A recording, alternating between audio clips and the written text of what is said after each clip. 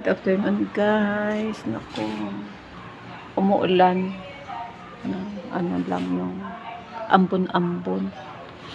Naku po ay ako'y lungkot na lungkot dahil yung aking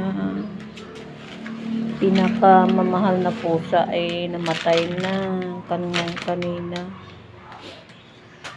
Nakita ko lang sa hindi natuyo yung aking sinampay kasi mahal ko limlim ngayong hapon. Yung aking pusa na si Panther, na kung sino nakakita sa inyo na lagi ko lang siyang binablog ay namatay na ngayong hapon lang. Kanilang umaga ay uminom pa yun ng maraming tubig. Yung nakita ko lang siya doon, nandoon nakahandusay na dyan, nakita ko sa dyan yung aking pusa na itim. For how many years na inalagaan ko siya. Ngayong araw, November 3, nakita ko sa doon sa kalsada na akala ko natutulog lang. Patay na pala siya. Hindi siya kumikilos. Tinatawag ko sa kahit yung aking tawag sa kanya kasi mayroong ulan, hindi siya tumatayo. Sabi ko, bakit parang patay na yung aking pusang itim? Alam nyo guys, hindi ko talaga nilapitan dahil hindi ko kaya panoorin yung pusa ko na patay. Yung anak ko ang kumuha at saka nilagay sa plastic kasi dumaan din yung basura. Pinalibing ko siya. Hindi ko talaga siya tiningnan kasi nakikita ko yung mukha ni Panther laging tumatawag sa pintuan namin. Dito yan siya. Dito yan siya tumatawag. Dahil kahapon yan guys ay natrap yan si Panther dito sa isang unit. Diyan sa itong unit na yan, bahay. Natrap ang aking pusang itim dyan ng siguro ilang hours. Gabi, hindi nila namalayan pumasok yung pusa ko dyan.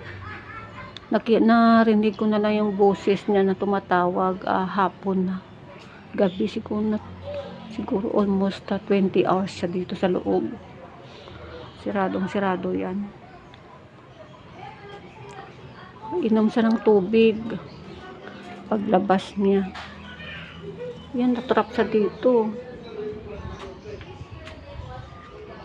Inom siya ng tubig tapos kanina hindi siya kumain. Tubig lang talaga ininom niya. Hanggang ngayong hapon nakita ko na lang sa kalsada yan. Nakahandusay, patay na pala. Ginising ko yung anak ko at pinakuha. Pag ganyan kasi hindi ko kaya tingnan yung alaga ko na alam mo yung patay na si Panther ay kung nakikita nyo lagi sa aking mga video lalo sa umaga, nakikita niyo yan si Panther ng pusa ko ay laging nakasunod o naghihintay kung sino lalabas sa bahay dahil papasok siya at iinom ng tubig. Nakasama ko yung pusa ko almost how many years. Panther was born na 2016. Nag-iisa lang yan siya. May miss ko talaga yung aking pusa kasi dito ko yan sa makikita pagising ko sa umaga. Paglabas ko yan, diretso yan sa loob. So ngayon bukas hindi ko na siya makikita kung saan.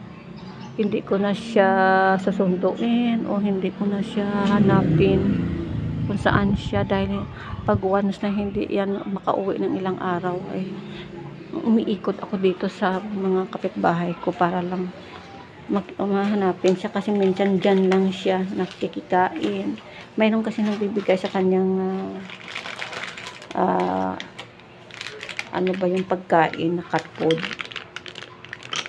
So doon ko sa hinahanap dahil mahilig din kasi sa pusa yun. Ngayon hindi ko na makita si Panther ko. Nasa na how many years kong inalagaan yung pusa ko. Wala na. Sana may magkaroon uli ako ng pusa. siguro matagal pa guys, dahil si Panther ay 2016, so 2024 na ngayon. Ilang taon ko sa nakasama. Yung pinagawa itong bahay namin ay dito lang siya sa paligid, hindi siya umaalis.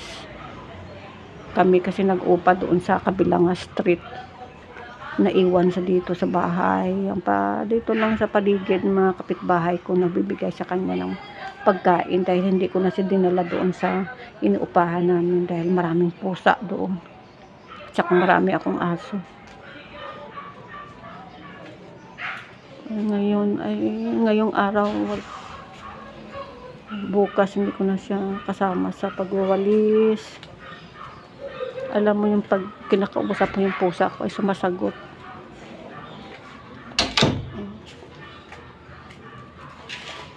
Ay, ang aking PLDT, yung aking wire ng aking internet. Ay, ako'y nalulungkot sa aking pusa. Wala na akong bibigyan ng pagkain dito sa labas. Mayroon pa akong pusa na isa na, kaya lang yung lalaki, di bata pa gumagala yun. Bihira lang dito umuwi. Itim din yun.